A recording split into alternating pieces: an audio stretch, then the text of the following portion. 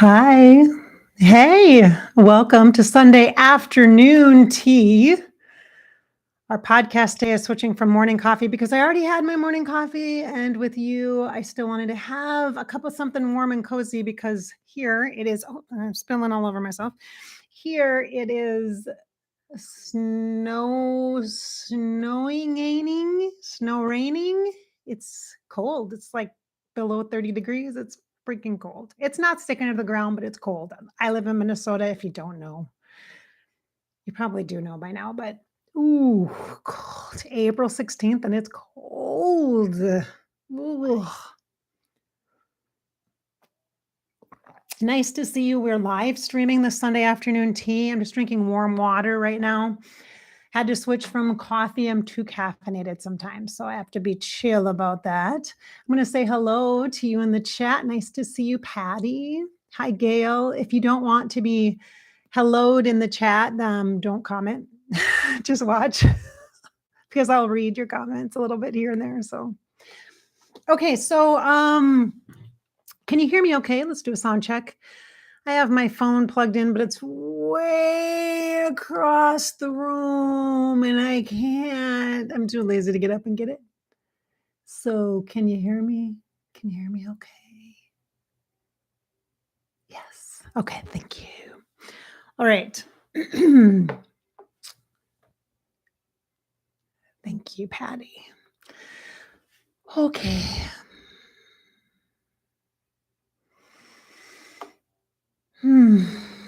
Let's just collectively sigh together. Let's just do that. Yeah.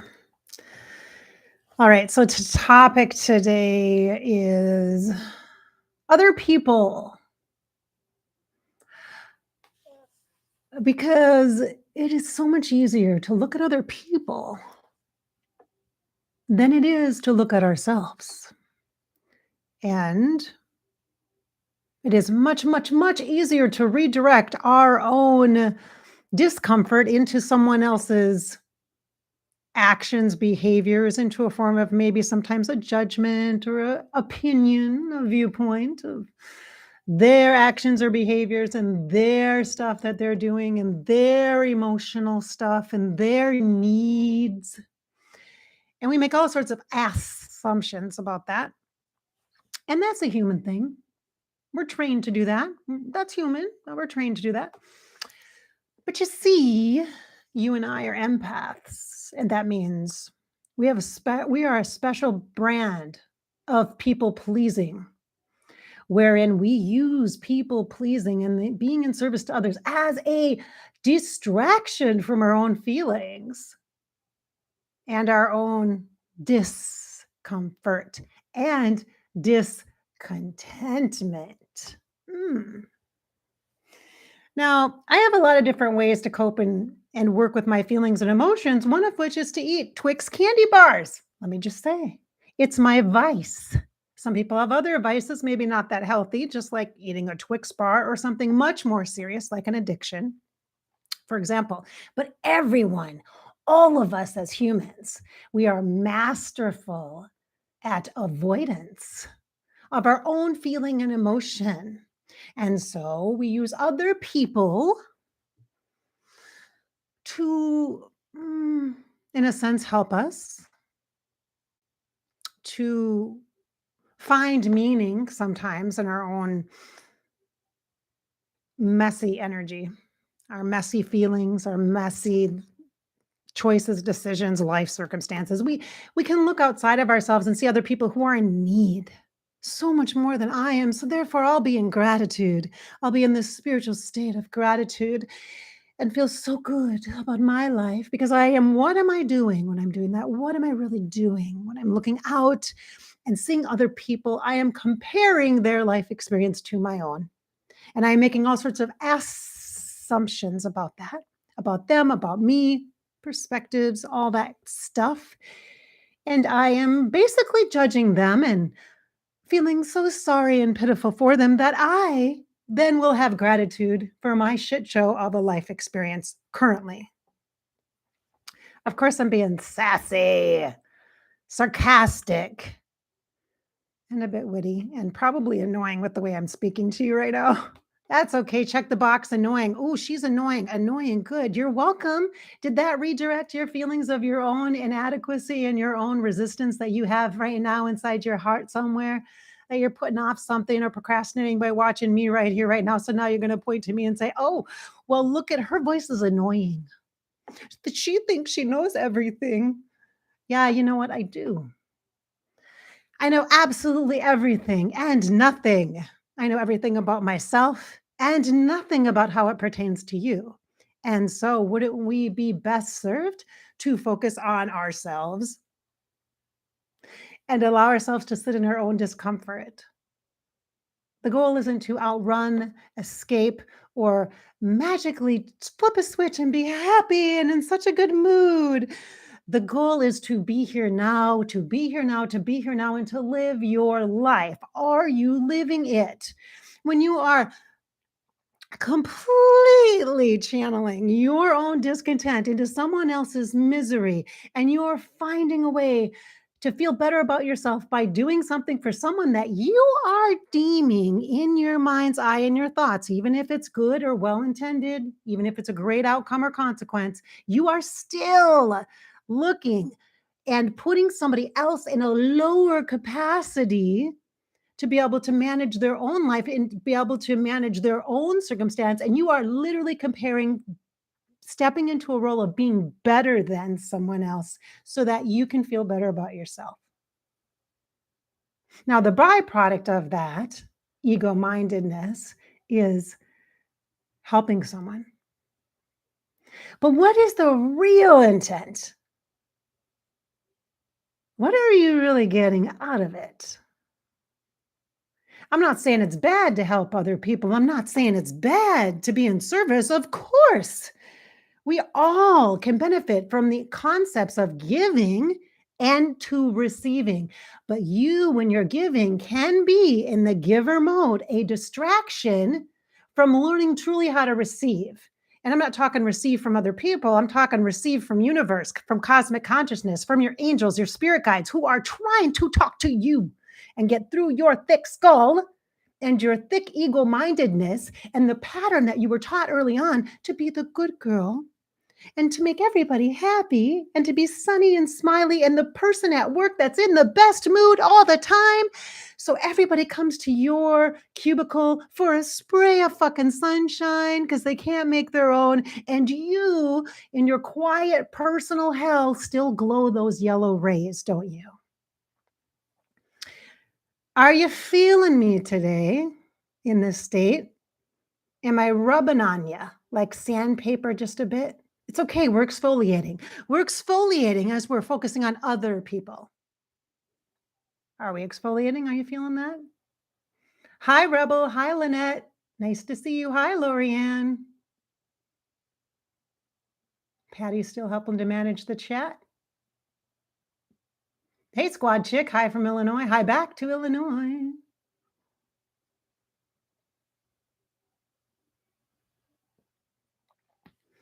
It's a lot, right?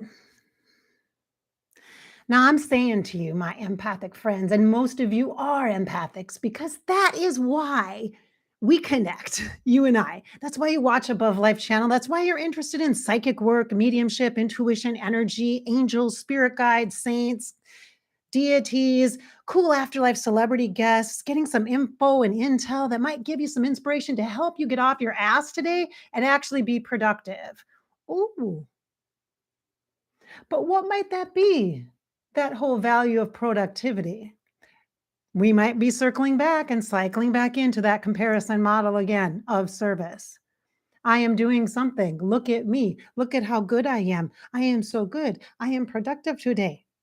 Okay, but maybe your productivity needs to happen inside. Maybe the work that needs to be done is inside. Now, I'm going to share with you. So, I'm in a class right now. Well, not really a class, it's more like a year-long practice. And it's doing divine feminine work, working with archetypal energies, divine feminine archetypal energies. And right now, working with Kali, the creator, preserver, destroyer, creator, preserver, destroyer, who, if you have worked with me in the past, if you've been in private groups with me, if you've been in women's groups with me, if you've been in private coaching and intuitive psychic work with me, you know that Kali Ma is one of my lead guides because we're all about that. What can we keep? What do we want to create? What do we need to get rid of in order to do both of these things? To see the forest through the trees with the clarity of what I want to keep here, we're going to use then to build and create something new, which we're always in this place. We're either starting or we're ending. Beginnings and endings, so much the same, aren't they? And so Kali is the lead right now, and she's my girl and queen. And I'm doing this exercise that is fabulous. It's this masking exercise about the masks that we wear, and super deep. And I love to create stuff. And after we go through kind of a deeper spiritual reflection time and journaling and contemplation, then we're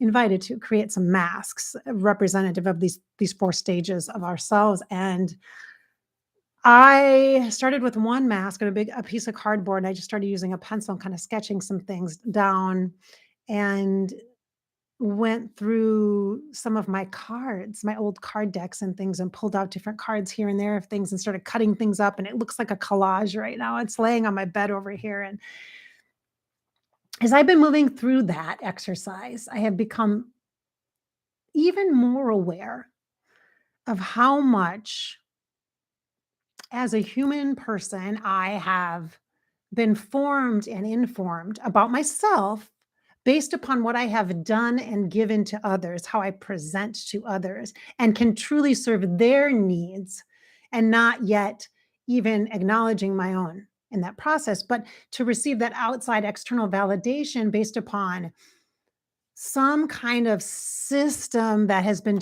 ingrained in me based upon my life experiences and the relationships I've had, early ones, like with my mother, especially, and then my dad a bit, but mostly the divine feminine, the mother piece is coming through a lot for me, and some experiences I had early on in my childhood. And that just really informed some value systems around being a good girl, being the happy one, the sweet one, the one that doesn't make trouble, the one that's so good and achieves. So when mom tries to teach you to ride a bike on your dad's birthday and you don't do it, you are a bad girl. And you are not good enough. You can't meet my needs because I wanted to show dad how great I was teaching you how to ride a bike and you didn't do it. That was one of the early sort of ruptures of trust that I had experienced. And I've been working through some of those things then that led into some of the patterns I've had in my lifetime now in other relationships and things. That's just one thing.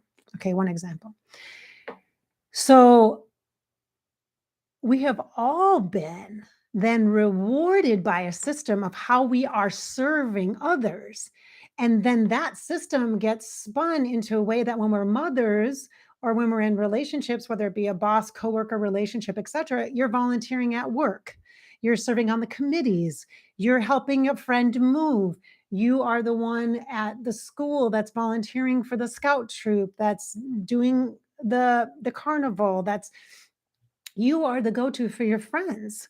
You are the one that listens to everybody's dumpy ass relationship stuff. And which some of that stuff is kind of interesting to listen to, actually, because you're really like, wow, is this a soap opera or somebody's real life? It's kind of fascinating, actually. It's like, whew, wow, real life is way crazier than Netflix. Who would have thought that? And at the same time, we are rewarded for that. We're rewarded by having this relationship, but are we really rewarded by it? We're surrounded by people who may just be needing us, and we maybe have never made the time, squeezed out the room, or used our voice in a way to request our needs be met, whatever those are, and not from one person or one avenue, not from just your job, not from just your parents, not from just your kids, not from just your spouses or your partners or your friends, but from a variety of places, needs that you have that you need to articulate and use your voice to be met, but you haven't been able to do that because you haven't been taught to do that, because really most of the time you've been listening to other people's needs and you've been adapting like the chameleon that you are to meet their needs so that you can be a good person. And you can get a warm and fuzzy when other people say how loyal you are, how they can are you dependable? Are you the dependable one? You're not the flighty one, are you? You're the dependable one. Wow, that's so great. Also, the doormat. And sooner or later, you can start to feel like nobody gives a crap about you. Whether that's true or not, that's up for interpretation in your own interpersonal relationships. I can't say if that's true or not. However, it sure feels like, and the inner dialogue and the talk starts to be, I'm giving to everybody else, but nobody's giving to me. Well, maybe it's because you haven't used your voice. Maybe it's because you haven't learned how to use your voice. Maybe it's because you've had early on experiences in childhood and adolescence and teen years from a teacher that stopped you from talking when it was really your friend that was talking and you got in trouble, or you were the scapegoat, or you had to stand from recess because you just didn't understand your math and you had to do it. And so everybody else is out there and you're the dumb one, or you're the one that doesn't get it. And so you have to find other ways to have people like you or be accepted or belong. Do you see what I'm saying here? There's so much that feeds into this web of these misunderstandings inside of ourselves. And so we have the opportunity here now, where we're at right here now, to really feel into other people and the voices that we have and the things that we've created inside of us that really are not our own. They're not our own. They're not our own. So what is yours? Once you begin to, in a healthy way, detach from the external, that doesn't mean you don't do anything. That doesn't mean you don't volunteer for the parade float. It doesn't mean you don't go to the door knocking event. It doesn't mean that. I'm not suggesting that at all. I'm saying from a place of awareness, of deeply knowing yourself, yes, you can contribute in ways that don't just benefit the other people or the causes that you love and want to support, but they benefit you as well in an equilibrium of a relationship that's balanced and not, I'm so much better than you, so I'm going to come and help your community because I'm so much better. I'm so privileged. And I know you don't feel that way and you don't recognize that, but that is the truth of the value system that's ingrained within us. It just is. There's a comparison mode, a comparison model that we all use. It is part of every structure we have. That's how we know what our value is, our worthiness is. If you think about the monetary system, a quarter versus a dime, $100 bill versus a $1 bill. Did you see what I'm saying? Value, right? Value. There's difference. There's variation. So when we're feeling into other people and other people's pain and other people's suffering, oftentimes we can collectively grieve someone else's suffering or a group of people who are suffering. Like if there's a traumatic event, like a earthquake or mudslide, and many people are lose their lives, for example, then we can come together and donate food and money and goods and go volunteer and things like that. And because we're connected to that suffering piece, that other people's pain part. And yet it also gives us something, even if you're not directly affected. It gives us something. The ability to grieve is a gift to you in a way. When it is not directly affecting you, it's a gift. It's an opportunity for you to release your own sadness inside, your own guilt about the death of your father when you couldn't get there in time at the hospital, or the death of your pet, your beloved pet. And if you made the right choice, or the job change you made 5 years ago, you had a different job opportunity and you didn't take it, and it would have resulted in a move and your life would have been different. And then there's this regret or this consideration of, would my life be better, that kind of thing. And so there's a grief about that. There's a grief about this loss, this span of loss energy. And so when something dramatic or traumatic happens to a group or a person, and you see the story, even if it's not anywhere near where you live, or it could have never happened to you, and you connect into it, You tap into it and you feel this grief. It's not because it's not just because you're empathic and you feel and sense other people's pain, but it's because you too have pain. So when you see somebody else and you feel the collective energy of pain or suffering, you tap into your own pain and suffering. And when you grieve for them, they're like a proxy for your own stuff and it's coming out and it's giving you a sense of relief. So other people's pain, we benefit from. That's harsh, right? Isn't that's kind of brash? Wow, that's an intense statement, but it's true. So utilize the feelings that you feel when you feel them and be so aware of where they are coming from and what it's really about. It's not really about that how sad you are for those people or how much gratitude you have for your life in the moment. That's the comparison, which is natural. This stuff is all natural. I'm just calling it out. It's totally normal. This is normal. Just calling it out. Just calling it out.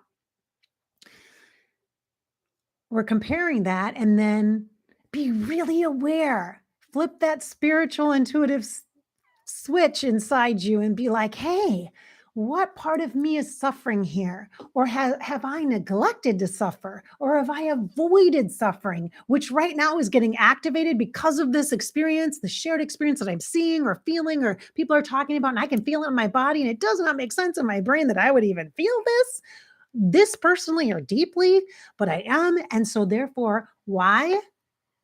Feel into yourself, get into that state of awareness and let the energy just come out.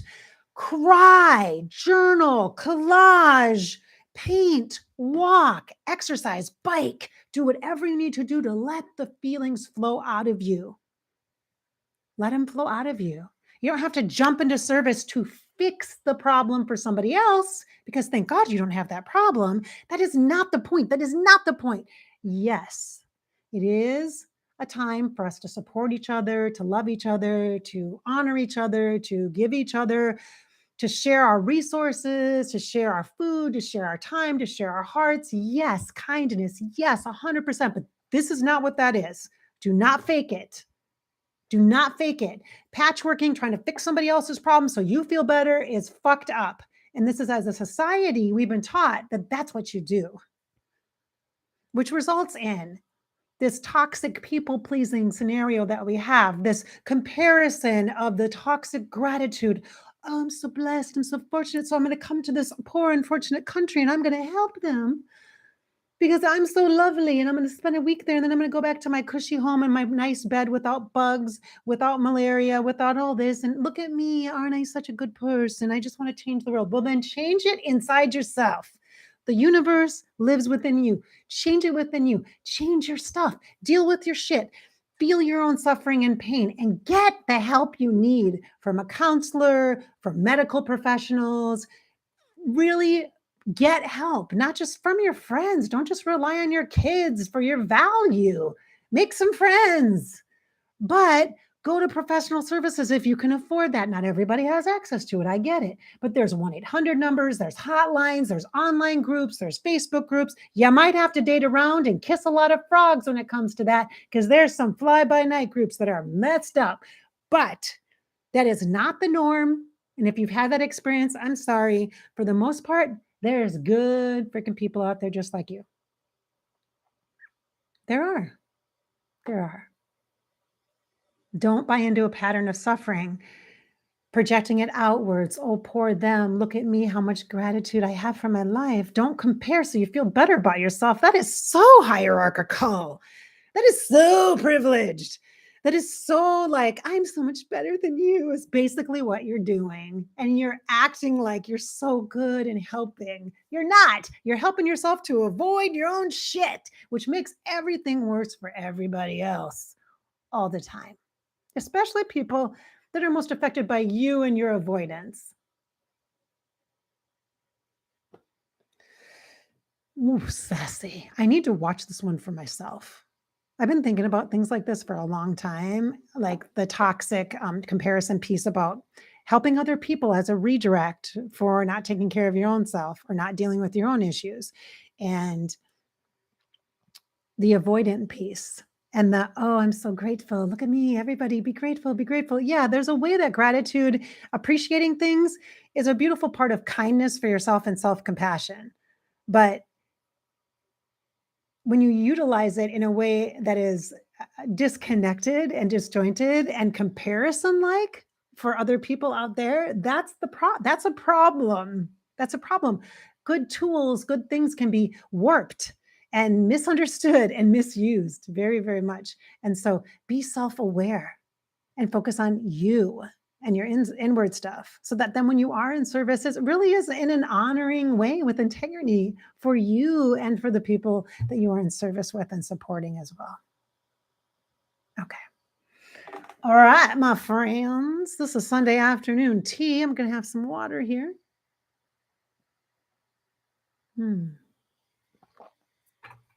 How was your weekend so far? Is it good? How's it going? How's it going? I went to an art exhibit at the Science Museum, which was really awesome. Let me just move this here. Sorry, I'm having some trouble with my computer. It's doing some stuff. The fan is running way too much. Not good, not good. Okay, just a minute. Getting over a cold, Adrian. Aw. Hi, Lori. Nice to see you. Oh, I'm sorry to hear that. Getting over a cold. Ooh. Yikes. Well, at least it's on the tail end. That's good.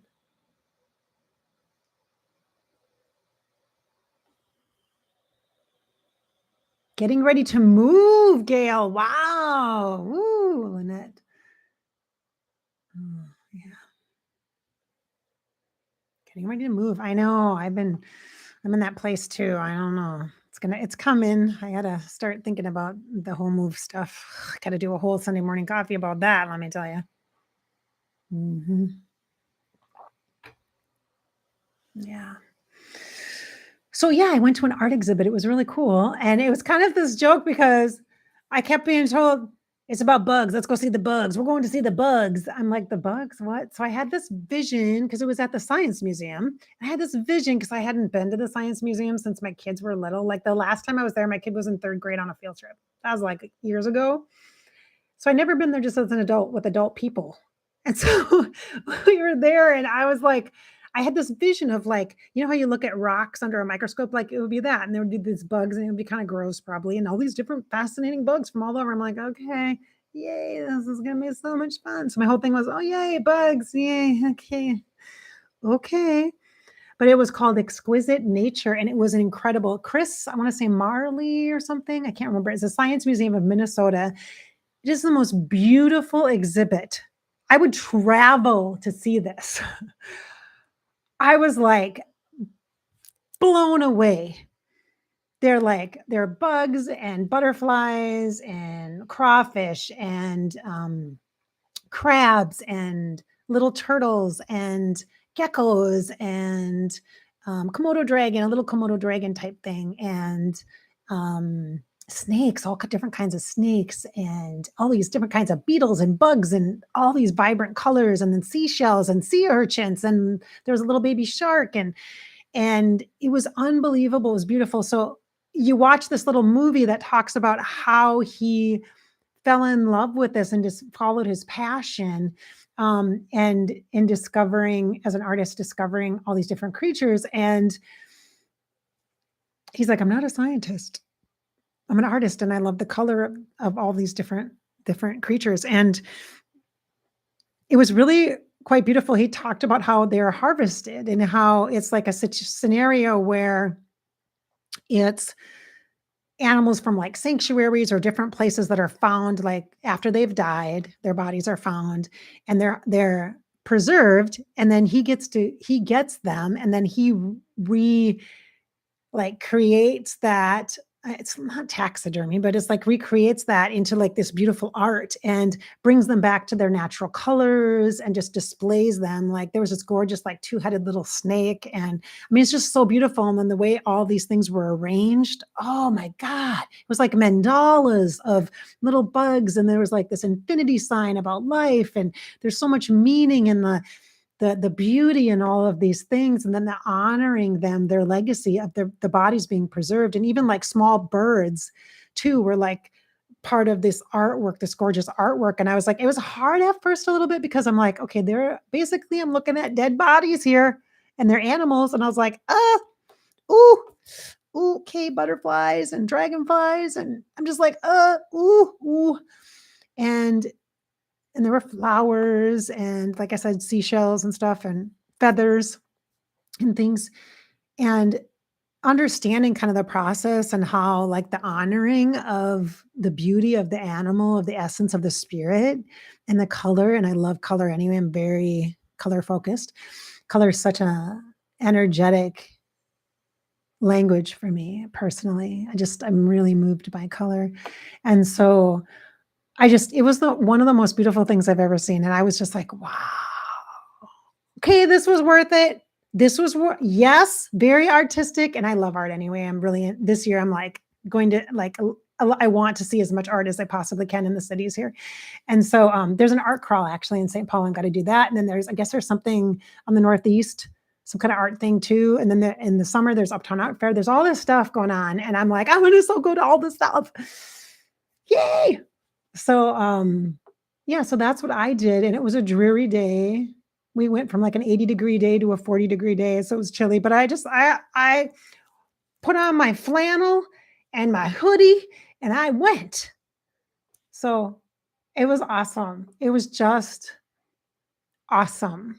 Awesome. There were some other really powerful exhibits too. There was one about race.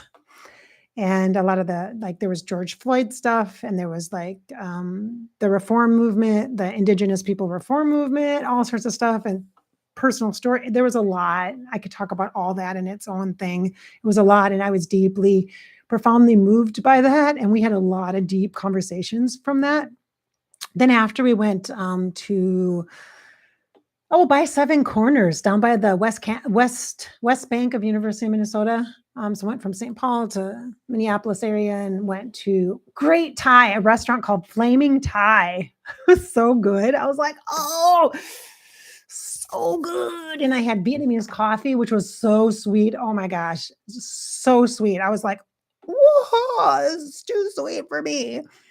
But the food was so good. It was so good, so good. Yeah, and then Friday night I went out to where did we go? I don't remember. I don't know the name of the place.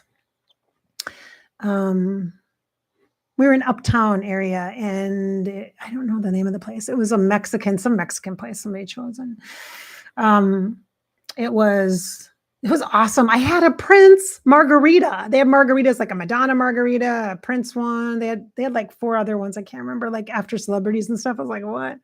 It was really good. And the tacos were amazing. And I'm like, yeah, I like tacos, but no cheese. So no dairy, no gluten, stuff like that. Well, I had, it was a corn tortilla, so whatever. I had that, but I was like, yeah, I want tacos, but not without these things. So it was kind of like it's almost like a vegan thing, I guess you might say, but it was really good. I was like, this is so good. This is so good. It was really good. So yeah. So that's what I did this weekend. So maybe today is just a lull.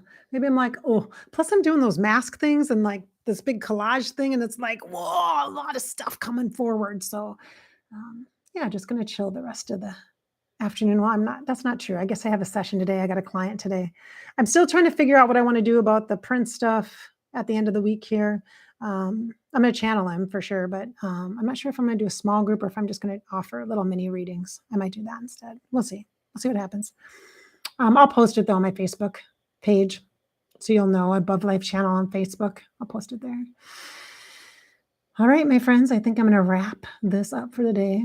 Hey, Sandra, nice to see you. Sandra Home, Iconos, yes! Yes! Iconos, yes! Yes, Iconos. Yes. Oh, hi. Yes, Iconos, hey. Hey, nice to see you. I'm so glad you made it to the live stream. Hey, yeah, I know. I know who it is. Yes, I do. I see you. Yes, I do. Okay. Thank you for the kick in the butt. You're welcome. I need the kick in the butt too. So, often when I'm doing Sunday morning coffee or Sunday afternoon tea in this case, I'm channeling for myself as well because I am very hard headed, just like the rest of you. I'm no better than anybody else. I just happen to have a direct line. That's all. I can put them on hold for a while. But if I don't answer the phone, then it comes and bites my ass too. So this helps me just as much as it helps you too, especially the podcast stuff. I love it. So, all right. I love it when I see you guys befriending each other in the chat. That's awesome. All right, so I'll see you tomorrow for channeling. I actually have someplace I need to be in the morning, so I'm not 100% sure if I'll live stream or not. If I do, it'll have to be early because I got like an hour drive. Got a coffee in the morning, so I gotta meet somebody. But so I'll be in the car for a bit tomorrow. But we'll see. I'll see if I can get it done earlier in the morning. So with that, I hope I've inspired your spirit today, filled you with some hope, and encouraged you to live your life. This is your life after all, and you get to live it. You get to live it. So just live it. Do the best you can, okay? Just live it. Thanks for being here. Thanks for chatting. Thanks for chatting on the live stream, you guys. Thank you. Yeah, thanks. Send me some sunshine. I could use it.